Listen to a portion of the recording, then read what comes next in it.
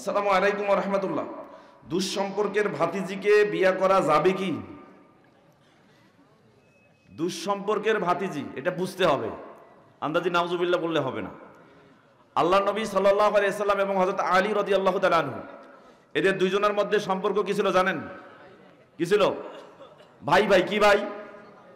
চাচাতো ভাই, তাই না? চাচাতো ভাইকে বিবাহ করা যায় কি যায় না? চাচাতো ভাইকে বিবাহ করা যায় না? চাচাতো বোনকে বিবাহ করা যায় না? তাহলে চাচাতো ভাই বা বোনকে যদি বিবাহ করা যায়, তাহলে তার নিচের বংশকে কেন বিবাহ করা যাবে না? এটা লজিক। চিন্তা করেন, চাচাতো বোনকে আমি বিবাহ করতে পারবো, তাহলে তার নিচের বংশ তার মেয়েকে কেন পারবো না? কথা কি বুঝতে পারছেন? যাবে। আর আল্লাহ নবী সাল্লাল্লাহু আলাইহি ওয়াসাল্লাম যেহেতু বিবাহ করেছেন, দিয়েছেন, যেমন জায়েদ বিন হারেসা, তার ছিল পোষ্যপুত্র, পোষ্যপুত্রের স্ত্রীকেও তিনি বিবাহ করেছেন। তার মানে বোঝা যায়, যারা পোষ্য পুত্র বা কন্যা গ্রহণ করেছেন, যারা মনে করেন যে এটা হচ্ছে আমার ধর্মের মেয়ে, ধর্মের ভাই, এগুলো টোটালি সম্পর্ক হারাম।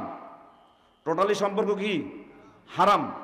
অর্থাৎ আপনি কাউকে যদি ধর্ম মেয়ে বানান, ধর্ম মা বানান, তাকে বিবাহ করা যাবে, তার সামনে পর্দা করতে হবে, সে টোটালি নন মাহারাম, বুঝতে হবে। তাহলে দূর সম্পর্কের ভাতিজিকে বিবাহ করতে কোনো বাধা নাই। আল্লাহু তাআলা আলাম। মৃত্যু ব্যক্তির নামে যে 3 দিন হয়, সেগুলো খাবার খাওয়া যাবে কি না? মৃত্যু ব্যক্তির নামে 3 দিন, 9 দিন, 6 দিন, 4 দিন, এখন নতুন সিস্টেম বের হয়েছে।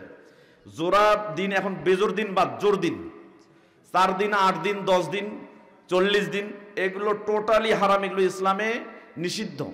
সওয়াবের আশা মনে করে এই দিকগুলো পালন করা হয়, যা সম্পূর্ণরূপে বেদাত। এগুলো থেকে বিরত থাকতে হবে।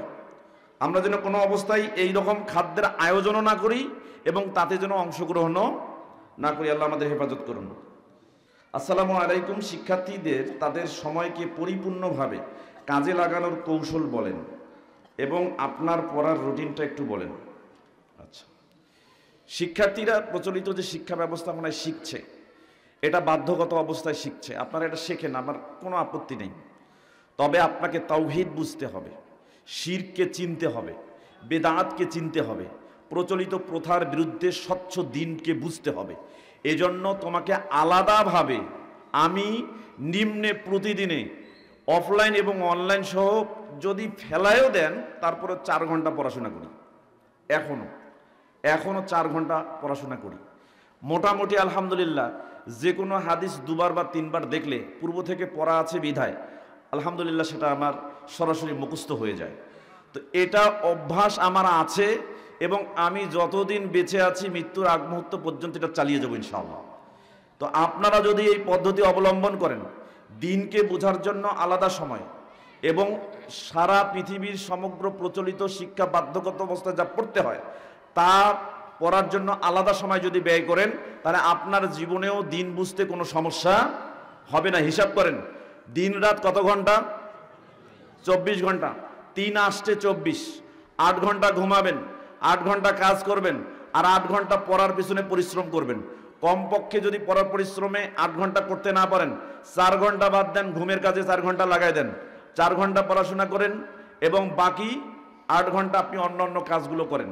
যদি অন্য কাজ করতে 8 ঘন্টা না লাগে, তাহলে সেখান থেকেও 4 ঘন্টা বাদ দেন, 4 ঘন্টা পড়েন, 4 ঘন্টা কাজ করেন, 8 ঘন্টা হয়ে গেল, 16 ঘন্টা ঘুমান। এর ফাঁকে ইবাদত করেন। আল্লাহ অবশ্যই আপনাকে দিন বোঝানোর কাজে সাহায্য করবেন ইনশাআল্লাহ। ইসলামী আলোচনা বেশি হওয়ার কারণে কি শ্রোতা কমে যাচ্ছে? আসলে শ্রোতা কমে যাচ্ছে, এটা বিশেষ করে আমাদের আহলে হাদিস সমাজে এটা বেশি। কেন? আহলে হাদিসের কোনো ছেলে যদি মসজিদে 2 দিন বক্তব্য দিছে, ও আর জীবনে আসিয়া মাটির বসে ওয়াজ শোনে না। গত পরশুদিন আমি একটা প্রোগ্রামে গেছিলাম। সেই প্রোগ্রামে আমাকে সভাপতি সাহেব বললেন যে আমাদের আহলে হাদিসের সবগুলো বক্তাই, শ্রোতা নেই। তা আমি দেখলাম আসলে কথাটা কিভাবে বললো উনি। জিজ্ঞাসা করলাম যে যেই মসজিদে 2 দিন বক্তব্য দেয়, ও আর জীবনে মাটিতে বসে বক্তব্য শোনে না, বই পড়ে অনলাইনে পড়ে বক্তব্য শোনে। তো ওরা কিন্তু সারা জীবন ওই বক্তাই হয়ে যাবে। বক্তা হওয়ার জন্য ওরা পড়াশোনা করে। তো যাই হোক, আমি বলি, আমি কিন্তু নিজে এখনো অনেক প্রোগ্রাম মাটিতে বসে শুনি। আমি যদিও খুব বড় মানুষ নই, যদিও আমি মসজিদে বক্তব্য দিই, যদিও ওয়াজ মঞ্চে এবারে 1.5 উপরে এ পর্যন্ত প্রোগ্রাম করেছি, আরও প্রোগ্রাম সামনে আছে। কোনোদিন নিজেকে আমি জাহির করার জন্য মানুষের সামনে প্রদর্শিত নিজেকে করিনি, এবং আমার এটা ইচ্ছাও নেই। অনেকে মিডিয়া নিয়ে ঘোরে, আমি মিডিয়া নিয়ে ঘুরি না। এই বছর যত প্রোগ্রাম করেছি কোনোদিন কোনো মিডিয়াকেও ডাকিনি। যারা গেছে গেছে, করছে করছে, করে নাই আমার কোনো আপত্তি নাই। আমি ভাইরাল হওয়ার কোনো চিন্তাই করি না, শুধু আল্লাহর কাছে ভাইরাল হইতেছে। আমি যদি আল্লাহর কাছে ভাইরাল হইতে পারি এনাফ, যথেষ্ট। এজন্য আপনাদেরকে বলছি, বক্তব্য সবাই শুনতে পারে না, সবাই শ্রোতা হতে পারে না। এই জন্য কাদিমান ক্বাল আল মুহাদ্দিসুন, মুহাদ্দিসিনেরা বলছেন আসসামাউ রিজকুন। এই যে আপনারা শুনছেন, যারা শুনছেন, এইটা তাদের রিজেকে আছে বিধায় শুনছেন। এমনকি তারা বলছেন আন ইয়াসমা তিলমিজু শাইখা রিজকুম মিনাল্লাহ।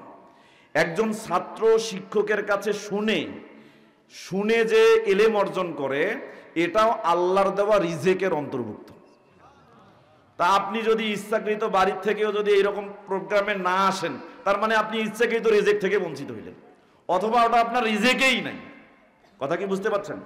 আল্লাহ আমাদের সঠিকভাবে তা বুঝার তৌফিক দান করুন। আল্লাহু তাআলা আলাম।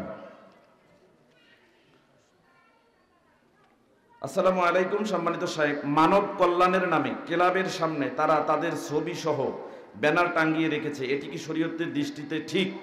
মোটেও ঠিক না। যারা মানব কল্যাণের নামে ছবি টাঙ্গিয়ে এরকম দান সদকা তোলার জন্য বা দান সদকা উঠানোর জন্য, এগুলো অবশ্যই তারা কল্যাণমূলক কাজের নামে অকল্যাণ করছে, নিজেদেরও অন্যদেরও। আল্লাহ সুবহানাহু ওয়া তাআলা এরকম কাজ থেকে আমাদের মুক্ত থাকার তৌফিক দান করুন। আল্লাহু তাআলা আলাম। লটারির মাধ্যমে পুরস্কার প্রদান করে কাউকে দার্সে আনা যাবে কি? লটারির মাধ্যমে পুরস্কার প্রদান করা, দেখেন, লটারি যদি অসম ব্যবস্থাপনায় হয় এটা হারাম। কেমন? একজনে পাবে 25 লক্ষ টাকা, কিন্তু টিকিট বেচাইছে কতগুলা? মনে করেন 1 লাখ। 1 লাখ লোকের মধ্যে একজন পাবে 25 লক্ষ টাকা। এখন বলেন, 1 লক্ষ লোকের মধ্যে যদি একজন 25 লক্ষ টাকা পায়, বাকি 99,999 জন লোক তার তাকদিরকে গালি দিতে পারে কি পারে না? বলবে হায় রে কপাল, আমরাও টিকিট কাটলাম, ওও টিকিট কাটলো, আরে আর ওর কপালটা এত বড়, আর আমার কপালে কিছুই নেই, তাই না? তাকদিরের প্রতি সে কি করে? বিরূপ ধারণা পোষণ করবে। এই জন্য লটারি টোটালি হারাম। তবে সমানভাবে পারদর্শী, তাকে যদি 2 জন বা 3 জনের মধ্যে সমানভাবে পারদর্শী কাউকেই বাদ দেয়া যায় না, সবাই 100তে 100, তখন কি করবেন? সেই ক্ষেত্রে লটারির ব্যবস্থাপনা করা যায়। যেমন রাসূল সাল্লাল্লাহু আলাইহি ওয়াসাল্লামের যুগে যোদ্ধা নির্বাচন করা হতো, কাকে যোদ্ধার সেনাপতি নিয়োগ করা হবে। সবাই তরবারিতে পারদর্শী, সবাই যুদ্ধে পারদর্শী, সবাই যুদ্ধ করতে পারঙ্গম। তখন আল্লাহ নবী সাল্লাল্লাহু আলাইহি ওয়াসাল্লাম লটারি করে তাদের মধ্যে একজনকে সেনাপতি নিযুক্ত করতেন, কারণ তিনি জানতেন যে 3 জনের মধ্যে যাকেই দিবেন তার মাধ্যমেই ইসলাম বিজয়ী হবে ইনশাআল্লাহ। কথা কি বুঝতে পারছেন? এরকম কাজ ছাড়া লটারি কোনোভাবেই বৈধ না। আল্লাহ সুবহানাহু ওয়া তাআলা এর থেকে আমাদের মুক্ত থাকার তৌফিক দান করুন। সকলে বলি আমিন। সূরা মাইদা আয়াত 90। অবশ্যই আমরা এটা থেকে বিরত থাকার চেষ্টা করব। আসসালামু আলাইকুম শায়েখ, ফেরিওয়ালাকে কি মহিলাদের চুল বিক্রি করা যাবে? যাবে না। কেন যাবে না? এই চুলগুলো এরা সংরক্ষণ করে, এগুলো সোজা করে, এগুলো দিয়ে পর চুলা বানায়। আর আল্লাহ নবী সাল্লাল্লাহু আলাইহি ওয়াসাল্লাম, বুখারী মুসলিমে হাদিস আসছে মিশকাতুল মাসাবির 4430, 4431, দুটি হাদিস। পর চুলা লাগানো নারীকে এবং লাগিয়ে নেওয়া নারীকে আল্লাহর নবী অভিসম্পাদ করেছেন। তার মানে এটা কবিরা গুনাহ, টোটালি হারাম। অতএব এগুলো করা যাবে না। এই কাজে সাহায্য করাও যাবে না। এখন সাহায্য কিভাবে? ওই যে আপনি আপনার বাড়ির পরিত্যক্ত চুল বিক্রি করলেন, তার মানে পর চুলা বানাতে সাহায্য করলেন। সূরা মাইদা অধ্যায় 5 আয়াত 2, ওয়ালা তাআওয়ানু আলাল ইসমি ওয়াল উদওয়ান, পাপ এবং সীমালঙ্ঘনের কাজে তোমরা পরস্পরকে সাহায্য সহযোগিতা করো না। কথা কি বুঝতে পারছেন? আল্লাহু তাআলা আলাম। একজন মানুষকে কষ্ট দিলে, ওই মানুষ মারা গেলে আমাকে কি আল্লাহ ক্ষমা করে দিবেন? দেখেন, বান্দার হক। আমরা কিন্তু প্রতিনিয়ত, এই যে আমি আজকে কথা বলছি না, অনেকের এই কথাগুলো হতে পছন্দ হবে না, কালকে গিয়ে চায়ের দোকান গরম হয়ে যাবে। এখন আমার বিপক্ষে যে আপনি কথা বলতেছেন, যতক্ষণ পর্যন্ত আমার হাত ধরে আপনি মাপ না নিয়ে মরছেন, ততক্ষণ পর্যন্ত কাল কিয়ামতের দিন যখন আপনি মুসিবতের সময় আল্লাহর সামনে দণ্ডায়মান হবেন, আল্লাহ বলবেন লা আখিয়ারু বিহাজা, আমি ইচ্ছা করলে মাফ করতে পারি কিন্তু মাফ করব না, ফিরে যাও। যার গীবত করেছো তার কাছে ফিরে যাও, এটা বান্দার হক। কার হক? মনে রাখবেন, এই পৃথিবীতে কিয়ামতের আগ মুহূর্ত পর্যন্ত আবু বকর রাদিয়াল্লাহু তাআলা আনহুর মতো কোনো লোক আসবে না, ওমর ইবনুল খাত্তাব রাদিয়াল্লাহু তাআলা আনহুর মতো কোনো লোক আসবে না। সিলসিলা হাদিসের সহিহ 2806 নম্বর হাদিস, আবু বকর এবং ওমর রাদিয়াল্লাহু তাআলা তার নিজের চাকর সম্পর্কে বলেছিল, দেখো ইয়ানামু কানাউমিন নবী, আরে এই ছেলেটা এমন ভাবে ঘুমায় যেন নবী মুহাম্মদ সাল্লাল্লাহু আলাইহি ওয়াসাল্লাম যেভাবে ঘুমায়, এতটুকু কথা বলেছে। এরপর চাকরকে জাগিয়ে দিয়ে বলেছে, যাও আল্লাহর নবীর কাছে তরকারি নিয়ে আসো। তরকারি নিতে গিয়েছে, তখন আল্লাহর নবীর কাছে সালাম পেশ করছে আবু বকর এবং ওমরের পক্ষ থেকে। আল্লাহর নবী সালাম গ্রহণ করার পরে বলছে যে ওদেরকে গিয়ে বলো ওরা তরকারি খেয়ে নিয়েছে। চাকর গিয়ে বলছে যে আপনারা তরকারি খেয়ে নিয়েছেন, আল্লাহর নবী বলেছে। এবার তারা দৌড় আল্লাহর নবীর কাছে গিয়ে বললেন, আল্লাহর নবী আমরা তো সকাল থেকে কিছুই খাই নাই, আর আপনি বললেন তরকারি খেয়ে নিয়েছি। তখন আল্লাহ নবী বলছে, ইন্নী লা আরাকুমা ফি আনিয়াবিকুমা লাহমা, অবশ্যই আমি তোমাদের দাঁতের মধ্যে গোশত লেগে থাকা দেখতে পাচ্ছি, কারণ তোমরা একটু আগে তোমাদের গোলাম সম্পর্কে মন্তব্য করেছিল, তোমার গোলাম কিন্তু সেটা জানে না। তখন তারা অনুতপ্ত হলেন।